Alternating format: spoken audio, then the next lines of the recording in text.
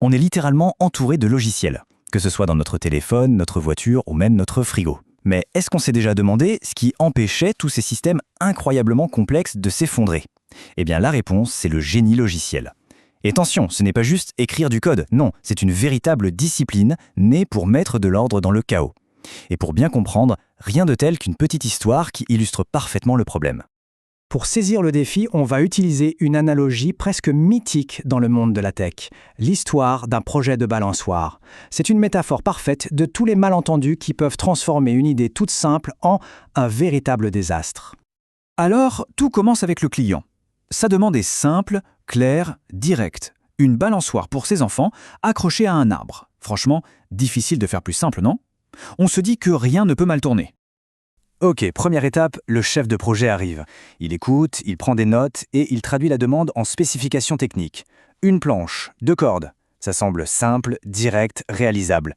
La communication a l'air de bien passer. Et puis, c'est au tour de l'ingénieur. Et là, les choses commencent à se compliquer.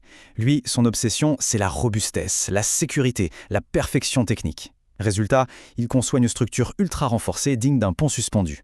C'est impressionnant, c'est sûr, mais est-ce que c'est vraiment ce que le client voulait? Pendant ce temps-là, le développeur, lui, il cherche la solution la plus rapide. Et il livre quoi? Un pneu accroché à une corde. Techniquement, oui, c'est une balançoire, ça fonctionne.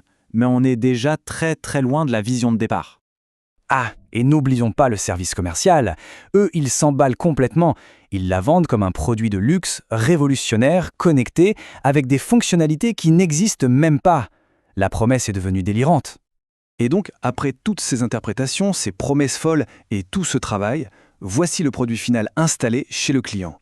Une simple corde, rien d'autre, totalement inutilisable. C'est un échec monumental. La question qui tue, c'est comment une idée aussi claire au départ a-t-elle pu se perdre à ce point en cours de route? Eh bien, ce problème, ce fiasco, il porte un nom dans l'histoire de la technologie. Ce genre de situation, ce n'est pas juste une caricature, ça a vraiment existé.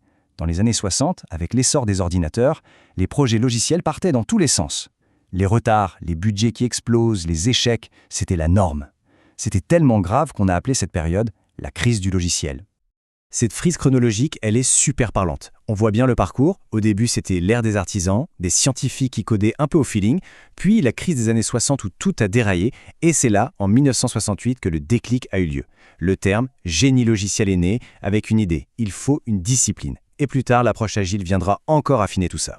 Alors, face à ce chaos, quelle a été la solution proposée en 1968 ? Eh bien, c'était de traiter le développement logiciel non plus comme un art un peu obscur, mais comme une véritable discipline d'ingénierie.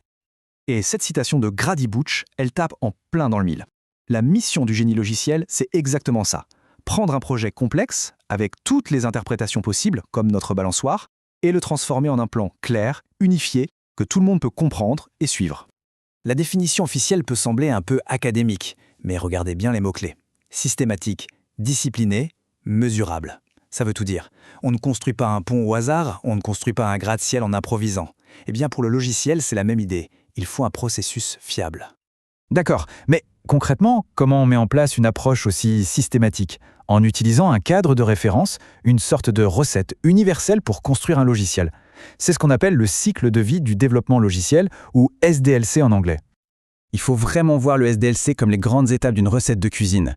D'abord, on analyse ce qu'on veut faire et on conçoit le plan. Ensuite, on passe au fourneau, on développe. Après, étape cruciale, on goûte. C'est la phase de test pour corriger les bugs. Et enfin, on sert le plat. On déploie le logiciel et on s'assure qu'il continue de bien fonctionner. Bon, on a notre recette, le SDLC. Mais comme en cuisine, il y a plusieurs manières de la suivre. En gros, il y a 2 grandes philosophies qui s'opposent. Est-ce qu'on doit tout planifier dans les moindres détails à l'avance, ou est-ce qu'on doit plutôt s'adapter au fur et à mesure?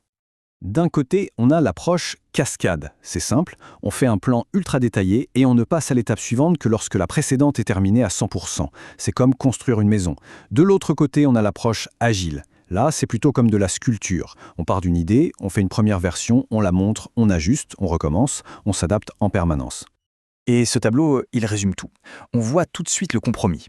La cascade, c'est rigide mais prévisible. L'agile, c'est flexible, le client est impliqué tout le temps, mais c'est moins prévisible. En cascade, on livre tout à la fin. En agile, on livre des petits morceaux fonctionnels très souvent.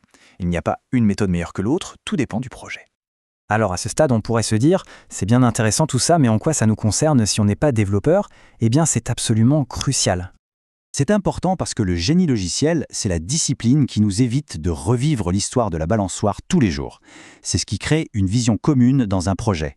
C'est ce qui transforme le code d'un truc d'initié en un artisanat d'équipe prévisible.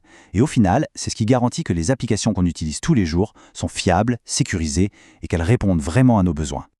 Au fond, c'est ça l'objectif. Ce n'est pas juste de faire fonctionner un programme aujourd'hui. C'est de bâtir des systèmes solides, capables d'évoluer, de résister aux imprévus et de durer dans le temps. Et ça nous laisse avec cette dernière pensée. On dit souvent que le logiciel est en train de dévorer le monde. Si c'est le cas, alors comprendre la recette qui permet de le construire n'est plus une option. C'est devenu indispensable pour tout le monde.